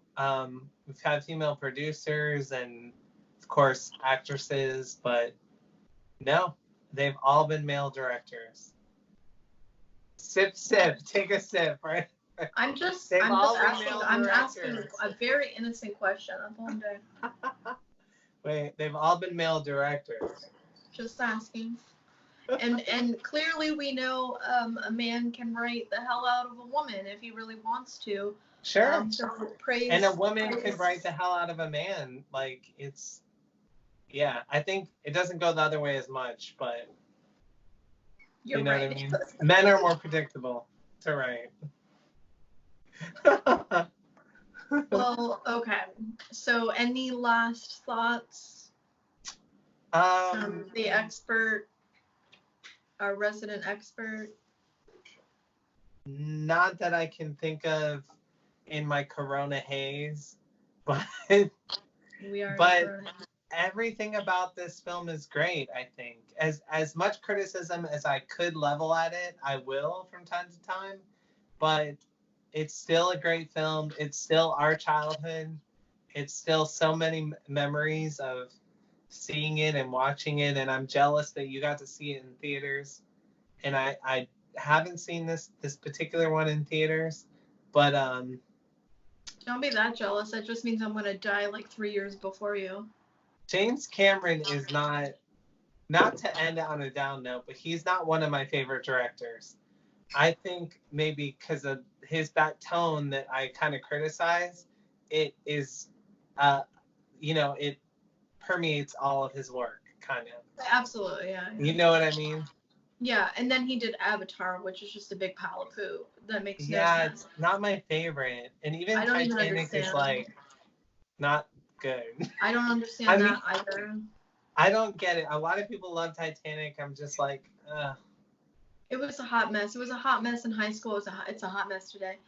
The only good thing to come out of James Cameron in the last 30 years is Pandora, Land of Avatar at Disney. Like, oh yeah, yeah. Nothing in terms of his filmmaking, and the fact that they're gonna make like 5 Avatar movies, like just Corona take me away. I think he's overrated. I'm gonna go out on a limb and say that.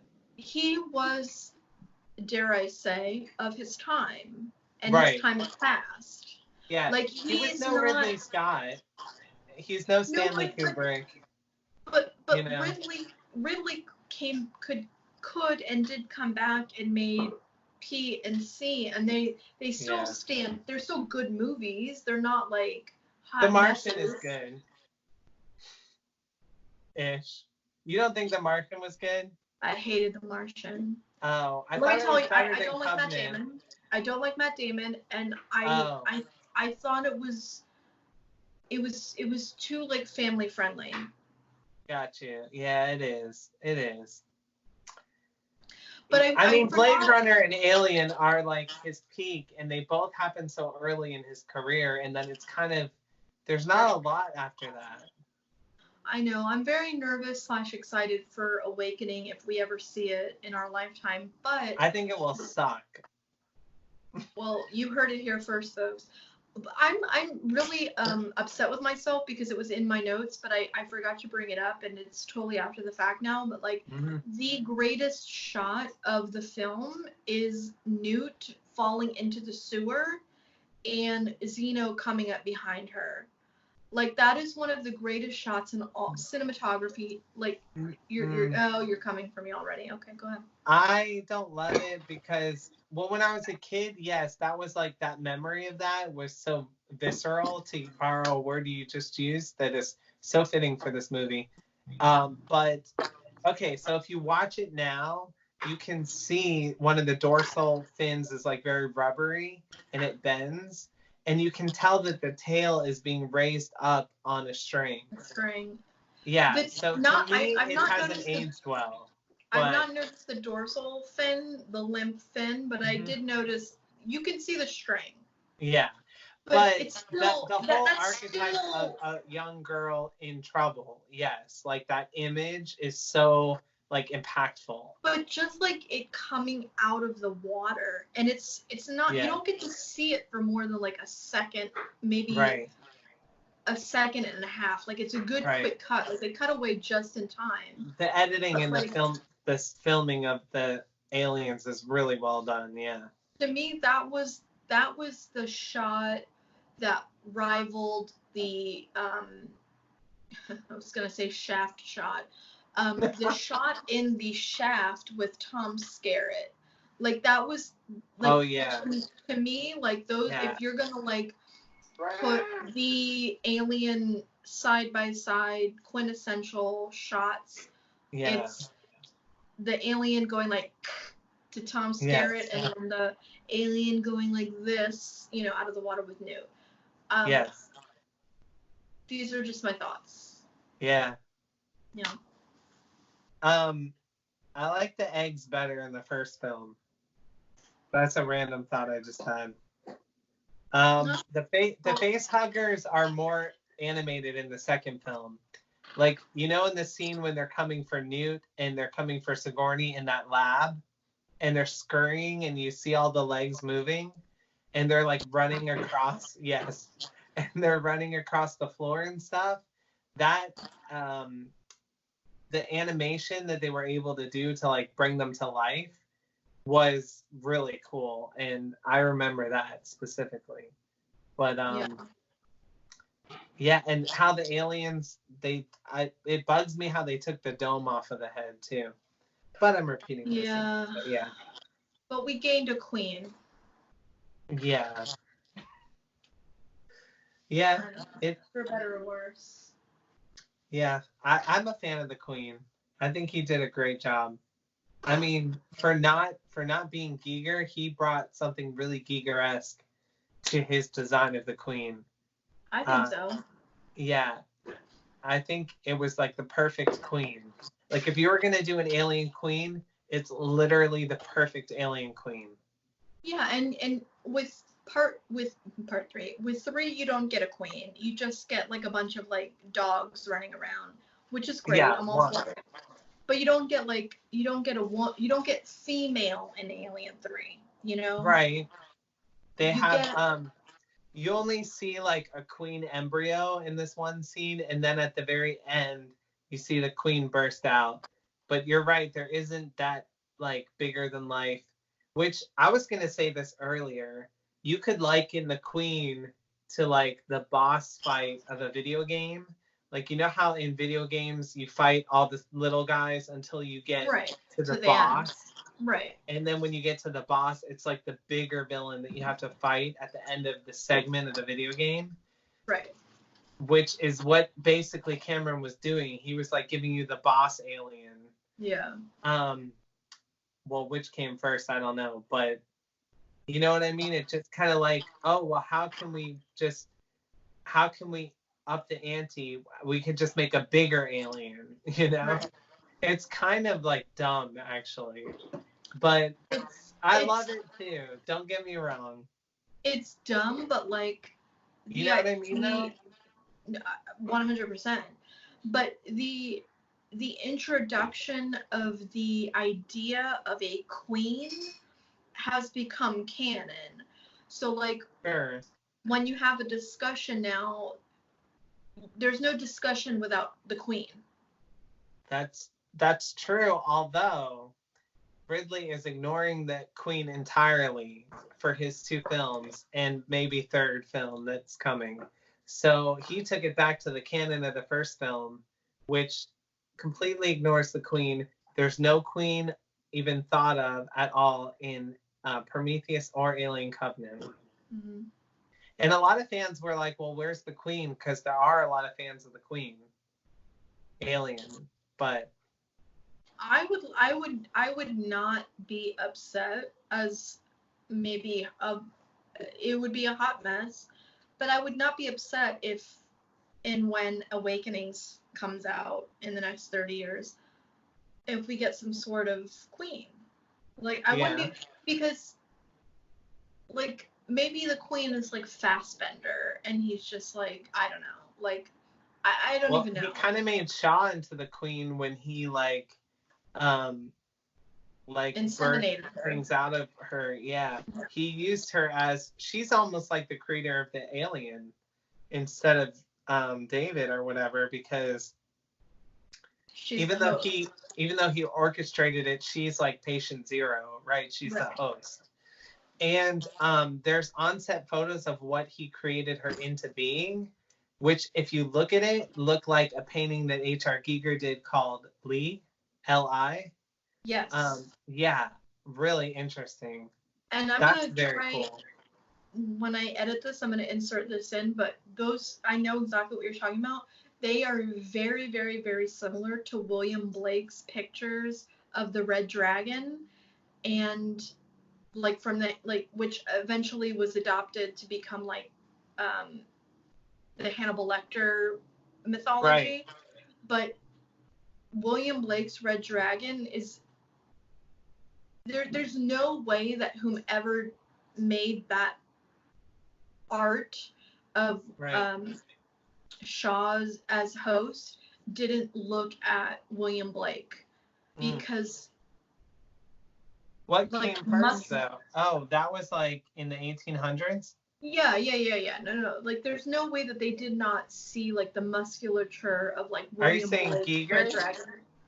I'm not saying Giger, I'm saying whoever did that art of Shaw that Right. didn't make it into the movie, of like David inseminating Shaw as host. Like it was in like special edition or whatever, Right. some Reddit rabbit hole. I don't know. You can find it on the interwebs. But like Furious Gods. But like that, like Or those no. dissection, like you can see it in Covenant. All of David's art on the wall of like his dissections were like that's the like a skin, bonus from Covenant, like the skin is special folded back footage. and like pinned. That's very like William Blake. I mean, it's just Right. It's crazy. Yeah. And they were also trying to honor like Giger, and I think that Ridley and the film company were like pulling back on the Giger stuff, which is a shame. But I think some of the artists were like going full Giger with the designs and stuff for Covenant.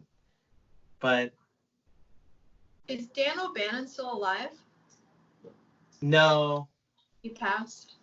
He passed. I'm going to look him up so I can say exactly when he passed, but he passed. His wife is still alive, and she commented in that documentary called Memory, which we watched. They interviewed her, and she shared a lot of her memorabilia that she had from him from when he worked on Alien. But he died December 17th, 2009. Wow. Yeah, and Giger passed away in 2014. So we're losing all the great ones slowly, of course, as is natural. But yeah. Well, I think we hit all the high notes. Do you have any other? I think we did Aliens. I think we're good. I think we did it justice. I think we should pay our respects to Mr. O'Bannon and Mr. Paxton. Walter Hill, David Giler. They were producers all along on all these films, so definitely them. Are they passed as well? I have to look that up. Hold on. I will let you know. I don't think so. I don't think so, but I think we hit all the things we love about this film, because it is a very lovable film. Like in the way Goonies is, or any of the great films throughout time are. Like it's very lovable, but it's also very tied to an era. It was precedent setting though too. Not as much as Alien, but it still set a precedent. It defined a style. And I think Cameron was like a leader in 80s styled movies, which of course weren't 80s to them at the time, but they ultimately defined the decade because their style was so copied and pervasive. Yeah, he was definitely one of those that led the style of that time. So Ron Chuzette, David Giler, and Walter Hill were all producers. David Giler is still alive. Yes. Walter Hill is still alive. Yes. So they are still alive. David Giler, Walter Hill. Ron Chuzette is also still alive. So they're all still alive. That's good news. Blessings. Morbid. Yeah. Well, you know. But James Cameron is dead. No. I had to. Sorry, I don't know. One can hope. No, but No, James Cameron gave us some of the greatest films of cinema history, and more specifically, he gave us. Okay, calm down. All right, we already discussed this, and within the context of what we're discussing. Okay. Okay. Like he gave us the Terminator, he gave us the Aliens, he gave us the T2, he gave us Sarah Connor, and he gave us Ellen Ripley. So, come on. Yeah. Okay, I'm here for it. I was going to say something else, and I forgot. But what was I going to say? I forgot.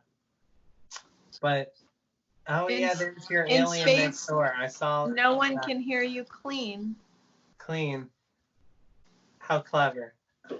Let me show you something that's my favorite. Hold on.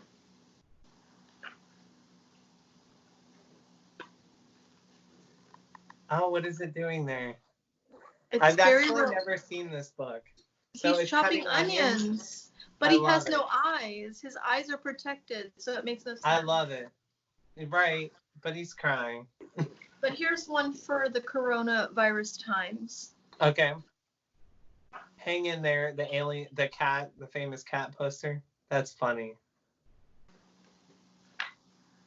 That's funny, the idea of it just being a homemaker or something.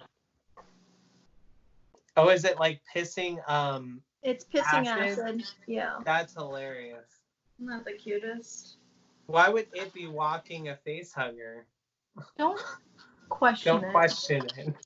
Look, he's wearing his little beer helmet. Oh, but it's blood? Yeah, because he's like a dad mowing the lawn, but he's also like needs blood. Yeah. Yes. Obviously. I approve.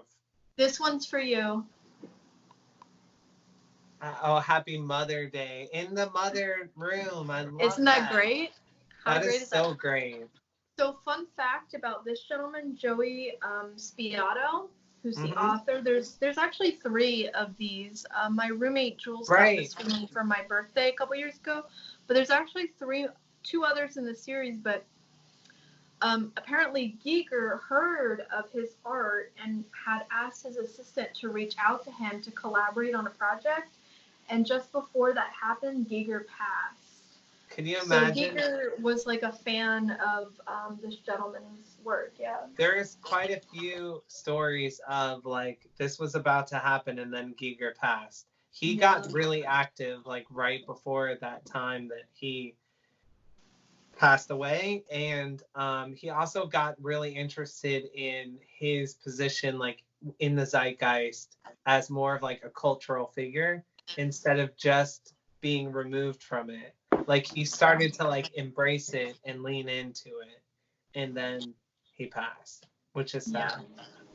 Yeah. My ultimate goal, I'm going to say it here so that I'm beholden to it, is to make it to Switzerland so I can go to the H.R. Giger Museum I was just going to say I want to go to there. Gruyere, how do you pronounce it? It's like the cheese. Gruyere? Gruyere, yes, Gruyere. Is it Gruyere? Yes, Gruyere. So I've got to make it to Gruyere in Switzerland to see the Giger Museum before they close, because they could close. Anything could happen. We also have to go to his restaurant. His bar. Oh, it's just a bar? They might serve food, but it's a bar. Giger bar. Okay. Yeah. Yes. So that's my goal now, is to just make it there. And it was supposed to happen this year, but it didn't. So I'll keep you all posted. I just really want to get there because anything could happen and it could close, and then that would be like, no! Like one of those, like the camera zooms way out and it's like, no. We can't allow that. No. Well, on that note, if you're seeing this in the year 3035, we didn't make it. Otherwise, please subscribe. Please comment. Please like. Yeah, in that year. Yeah, in the year 3035. But yeah, we love you guys. Thank you for watching, and cheers. Cheers. We'll see you on the other side. Here's to Alien 3, which is coming up next. Fasten your